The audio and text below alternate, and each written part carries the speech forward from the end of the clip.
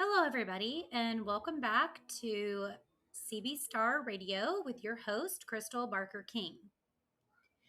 Today, on this episode, I want to talk about New Year, old traditions, the rituals we keep, and the ones we secretly love. This was a really popular question a few years ago on another podcast, and I thought about it a lot actually towards the end of the year. I started seeing New Year, New Me posts in like November. So the questions I have are: why do we eat certain foods on New Year's Day? Why do some people refuse to take their Christmas tree down early? I'm one of those people. In my family, it's considered bad luck actually to take it down before the new year. And a lot of times we'll leave it up actually all the way through the end of January. Why do we believe how we start the year determines how it goes? In this episode, I'm going to dive into the New Year traditions from around the world, the meaning behind them, and the emotional comfort they bring us. Even when we don't fully understand why we do them, they do bring comfort. And I think it gives us something to hold on to, something to pass down. The generation upcoming, the old grandmother's hand me down, or the couch, or the table, or the clock that used to get, it's not a thing anymore, really. But some traditions are centuries old, and some were passed down from our grandparents, from their grandparents. Some we just make up ourselves, and that's okay too. And we swear by them. And honestly, there is no right way to welcome a new year, only what feels grounding, hopeful, and full of love. So, fun and irrelevant, but addictive. Facts people love. In Spain, people will eat 12 grapes at midnight, one for each month. And don't come in here and say that there's technically not 12 months, there's 13. Yes, we know. We're talking about what people do today, not all the facts and bells and whistles in between of the calendar. That's a topic for another day. And if you mess it up, you're inviting chaos. So, no pressure there to eat all 12 grapes. In parts of the world, people clean their homes from top to bottom before the new year to sweep out old energy. I do this. I will wipe down the door frames with a bucket of water and toss the dirty water out the door. Some people just dump it down the drain, but I'm not really sure where I got this from. I just do it. Maybe I made it up. Maybe it's something that I remember from lifetimes ago. Not sure. It's not anything that my grandmother or my mom do that I can remember anyway. Some cultures also believe wearing certain colors on New Year's Eve brings specific things. Red equals love and passion, gold equals wealth, white equals peace. So I actually do my I'm pretty sure my grandmother told me this. You always wear really good jewelry, all the sparkly, blingy things you have, because you're bringing what you're wearing and what you're projecting is coming into the new year. So I still do that to this day. Have you ever noticed how quiet the world feels like right after midnight? Many believe that's what like the intentions or when the intentions are actually settling.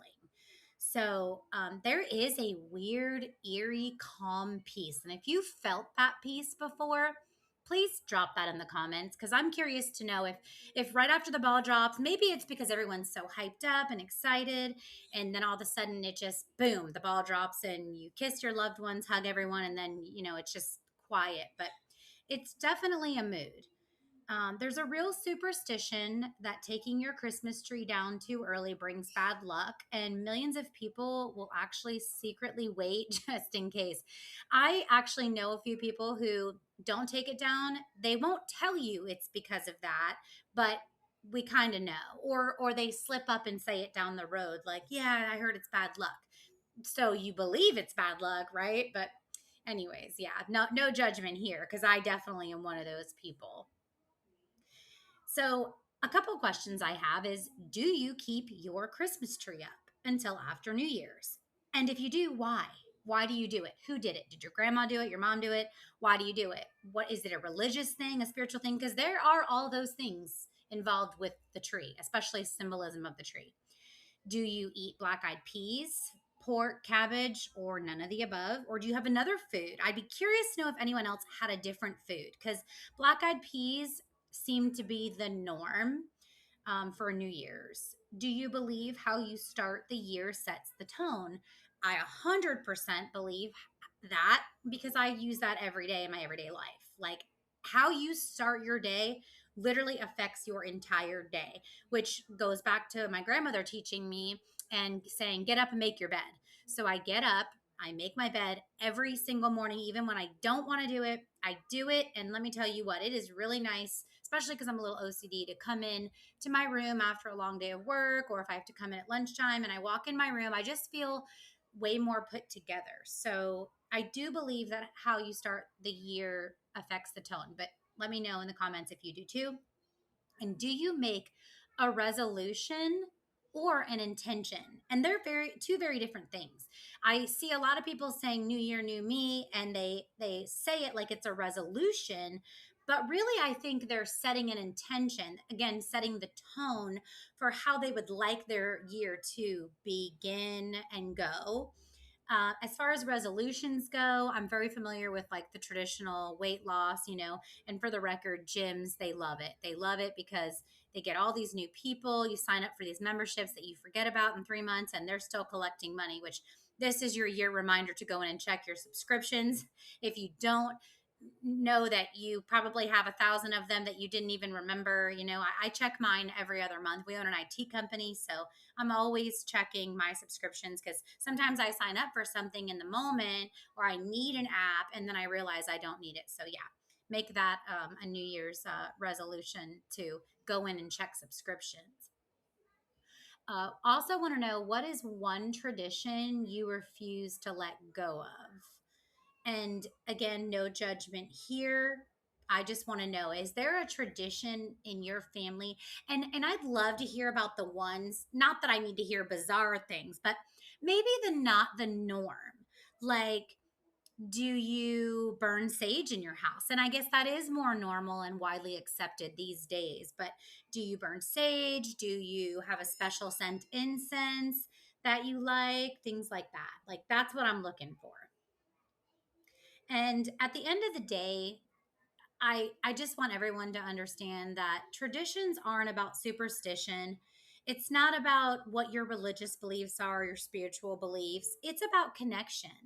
A lot of times when people hold on to ritualistic things like traditional things or traditions and you pass them down to your children and their children, it's connection. It's a bond between family and the memory and to hope. It's a way of going back and remembering them and honoring them in a way. So whether you ring in the new year quietly or loudly, and we actually normally just kind of stay home.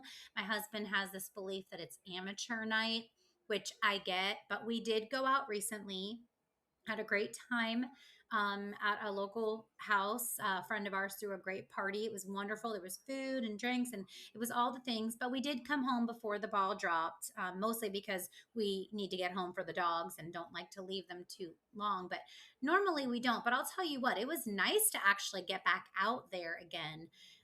And go to an actual like party where everyone was dressed up and we were all talking, everyone was talking about what lies ahead, what their plans are. It was really nice to see a different perspective than us just sitting there watching the ball drop. So whether again you did it, quietly or loudly, whether you believe in rituals or not, you're allowed to start again. You can definitely make your life, you know, more ritualistic without crossing any boundaries. And again, this podcast is a safe zone, no matter what your religion is. If you're not hurting anyone or anything, I would love to hear what you do, and I support it. If it comes from love and it produces love, I'm here for that. And I really would like to talk about anything that you have to talk about. If there's any anything you want me to talk about in the future or touch base on, I would love to hear that too. Just because it helps me to kind of, I'm here for you. I want to talk about things and get the conversation started. So every year people will swear that they're not superstitious or they don't believe in rituals, even though rituals are traditions. If you're performing an act, it essentially is a ritual. But there are some superstitions as well that I wanted to touch base on, which I find funny. For myself, we won't leave dishes in the sink. I hate dishes in the sink regardless. My OCD kicks in, but that's not something I will do. Like I can have a dirty dish in the sink. We want peaceful energy around us. I mean, I feel like that should be regardless. And we don't want to argue. Yeah, you shouldn't be arguing at midnight or right after the ball drops because, again, setting the tone, that's energy you're putting out into the universe. And we want the right people nearby. It's very important that people understand that the people you surround yourself with, it's a vibe, it's a frequency, they're emitting a frequency. Another podcaster, Joe Rosen, friend of mine, he has said this a few times: if you're the smartest person in the room, you're in the wrong room. He says things like, if you're in a room and there's not someone teaching you something or doing better than you need to go to a different place, because you can always learn, you can always grow. And we quietly hope the year starts gently. I It's not superstitious, but in a way, I think, again, people, they think if you say or do something, that there's going to be an effect. And for the record, I believe there is cause and effect is very real. I'm a science person too.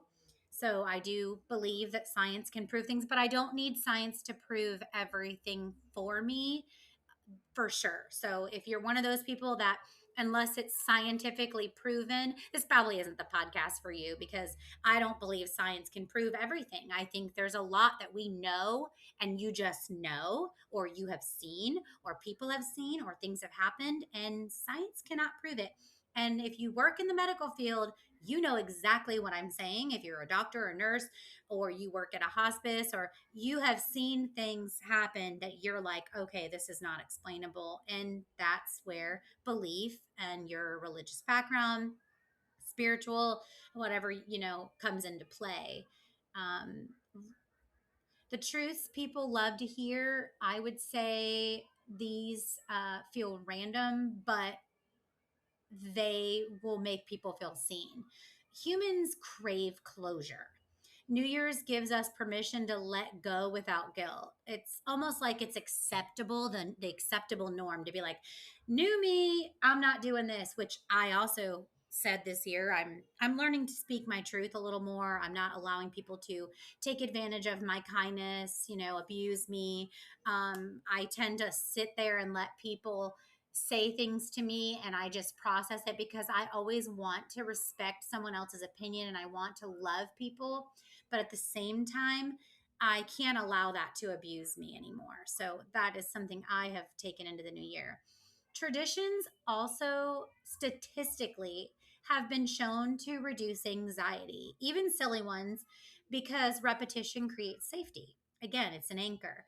Midnight rituals activate the brain's hope response system. And we don't want a perfect year. We want a better feeling one. A lot of times when people set New Year's resolutions or intentions, it's not because they have to fix something. It's it's just they want to feel better about themselves. They want to feel like they're being productive, because 9 out of 10, I'd say most resolutions don't last. Like, people go hard the first 30 days. I don't know, I'd have to look up the statistics of it, but I'd say by the 45th day, 60th day, people, they've gone out the window for the most part. People who reflect also are more likely to feel peace by February. So even the intentions and the resolutions you're setting, if you're focused on that in January, spending the whole month, by the time February hits, you're actually putting yourself into a better headspace mentally, in my opinion, because you've set some goals. And while that goal maybe was just out of reach or you couldn't get there quick enough, you still set a goal and an intention which pushed you in a positive way towards, your resolutions and things like that. Some irrelevant but fascinating traditions that I thought were pretty neat are some cultures, the people will leave doors and windows open to let out the energy. I crack a window, but what I do is I will blow salt out and cinnamon in for abundance. I've been doing that for as long as I can remember. I'm pretty sure my mom does that. I don't know that my grandma did. My grandma is more on the Catholic side, my mom's more on the spiritual side, but we kind of all blend together. It's we have a very unique way of viewing religion, and I think that is learned from my mom and my grandmother. We're not judgmental people. We believe love is love. There's no wrong or right way to practice religion. Again, as long as you're coming from love and it's a loving God, then, praise be God. Some people put coins in their shoes or wallets at midnight for abundance. I've never heard of this. I'm curious to know if you did this, especially the coin in your shoe. Because there is a wives' tale that you don't put your purse on the floor because then money comes out. So, why would you put coins in your shoes? I'd like to know why your family does that. Others will make sure they're already in bed before midnight to be resting into the new year. I think the opposite. I feel like if you're sleeping at midnight when the ball drops sometimes, that you're actually like projecting that you're going to be lazy or in bed for, I don't know. I feel like that could go either way. Bread symbolizes survival and stability. That's why carbs show up everywhere. I do see that a lot. People will bake bread or have bread readily available. I don't know if that's like an abundance thing. I don't do that, but if you do, let me know. And bells. Bells are rung to wake up luck, not just to celebrate. I don't ring a bell, but if you've ever watched the ball drop in Times Square, you 100% can see where people are blowing horns, they have the shakers, they're ringing bells, all that good stuff. So if you do any of that, let me know in the comments. If you have any interesting things that were passed down, I want to hear it. I'd love to hear about it. I'm sure there's other people that'll be in the comments looking for that information too. And, there is a strange pause right after midnight, like we said. The fireworks fade, phones quiet down for a moment. Nobody expects anything from you. I feel like we should do that more often. Like at the end of the night, we should really learn how to step away from the technology. And I own an IT company. So for me to say this, just know that that is facts. You have to step away. You've got to get back to nature, get back to the earth, put your bare feet on the ground. Grounding sheets work. I tried it for over 6 months, took the grounding sheet off my bed, and believe it or not, I woke up the next morning with body aches, and I put it back on my bed and I woke up easier, slept harder, yada, yada, yada. I'm not preaching to you, do you, but just know that it's not a myth. They actually do work, ironically enough. So, in closing, I just want you all to know that you don't have to change everything. You don't have to reinvent yourself. You don't even have to know what's next. Like, you don't have to have an agenda. Sometimes the bravest thing that we can do is enter a new year softer than the last one, with intention, with honesty, and with love. And I want to hear from you. I want to hear the traditions you're keeping and what you're finally letting go of. And as always, love is the answer, and I'll see you on the next podcast.